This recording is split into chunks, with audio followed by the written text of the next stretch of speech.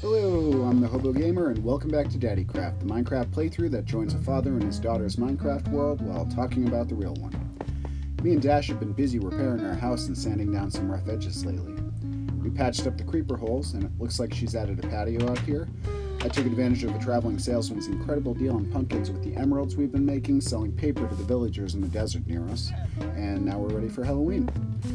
A few more windows have gone in, and Dash over here has been experimenting with what looks like to be an outside aquarium. Well, not looks to be, she told me what she's experimenting with.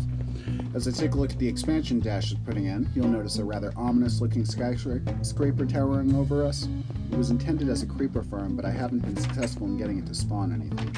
I temporarily gave up on the idea and converted the place to a factory farm for cows, chickens, and sheep, but the noise started bothering me, not to mention the constant reminder of how the food I can afford in real life is probably made this way.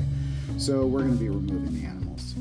The skyscraper was easy to make as I just pillared up with cobblestone a whole bunch of times until I had a square box. Then I surrounded it with a staircase and added lava and slabs at the end to try to light the place up and give it some texture. I did figure out how to create nether brick block out of a netherrack and took a second attempt at building the redstone style farmhouse. I still think it could use more depth, but it's a vast improvement over our dearly beloved granite behemoth. I've been experimenting with layered stained glass over here, but haven't come up with any eureka moments, though that was a good TV show. Turning back to the house, I used stone and stone stairs to outline the base where the diorite used to be, replacing the granite with nether brick and windows. Using a separate block for the overhang and roof from the walls really helped with texture and layering. It brings out the definition. I tried growing a tree in the center of the mostly grass room, and though I liked the idea, it kept overgrowing the rest of the room. I do want to attempt this in the future at some point, but I've always liked the feel of an indoor gardens type of feel. And in Dash's creative world, I did build something similar to that, although we lost it before we knew how to turn coordinates on. We found and tamed a few horses. Dash calls hers Saddle Up, and I've named mine Story. And speaking of stories, I'd like to share with you one of the first people I met when I started my journey in Elizabeth the RV. But first, I need to tell you about how I came to live in the RV. I came to town with a duffel bag over my shoulder, a rental car booked for 3 or 4 days, and savings I had from selling my boat and belongings. My goal was, as it's always been, to stay close to my young daughter and be a part of her life. I spent the first night in an R&B, the second in a hotel, and the third and fourth I had booked at my first R&B again. I'd given myself 4 days to find a room, camper van, or RV to live in, and had been spending my days looking at prospective vehicles and rooms. Without a steady job lined up and some credit difficulties and a multitude of no children postings, it was a challenge to find a person willing to rent a room to me, and my focus quickly turned to a camper van with a shower or an RV. I was averaging 3 vehicle inspections a day for the first 3 days, all of them camper vans, and each one increasingly in need of more and more repair.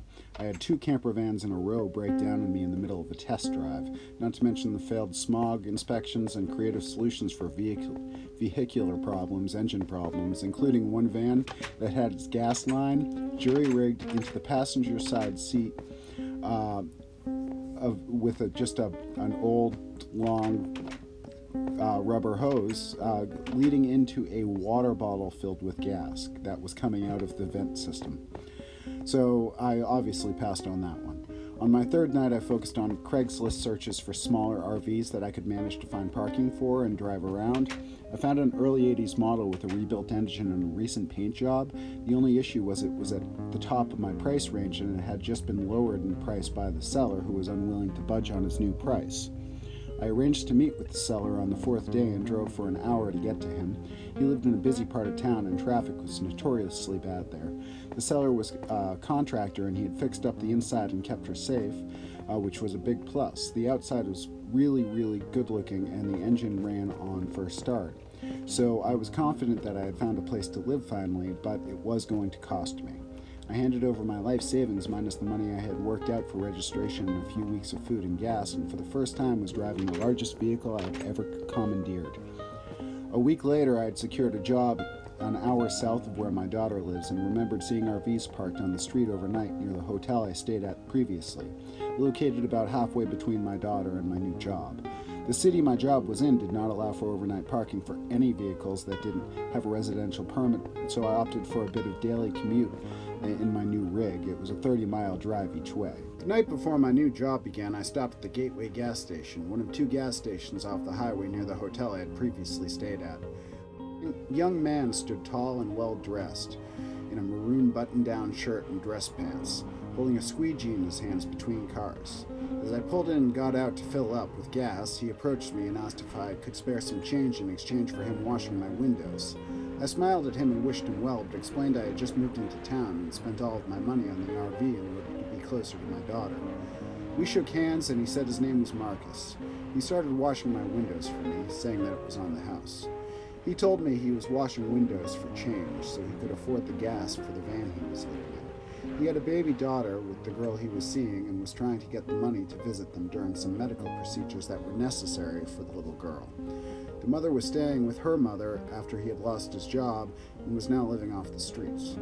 What struck me most about Marcus's story was how grateful he was for the day ahead of him. A smile never left his face while he told his story, all the time washing my windows, and there was a look of determination in his eyes. He spoke to me of God and how grateful he was of given the chance to shine in his world. He told me that his mission was to spread the positivity he had in the name of God, and he was confident that God would find a way for him. He claimed God had given him special powers through sobriety, and that he had started to develop telekinetic powers like a Jedi. I never did ask him to show me those powers, but mostly because I'd like to believe somewhere out there is a real-life Jedi who has taken a vow of poverty in the name of sobriety and Christ. I offered him a can or two of tuna fish I had in my pantry, and he declined, telling me that he couldn't in good conscience or in good faith take food away from me and my daughter. I did try to explain to him that my daughter didn't eat tuna fish, but he had already made up his mind.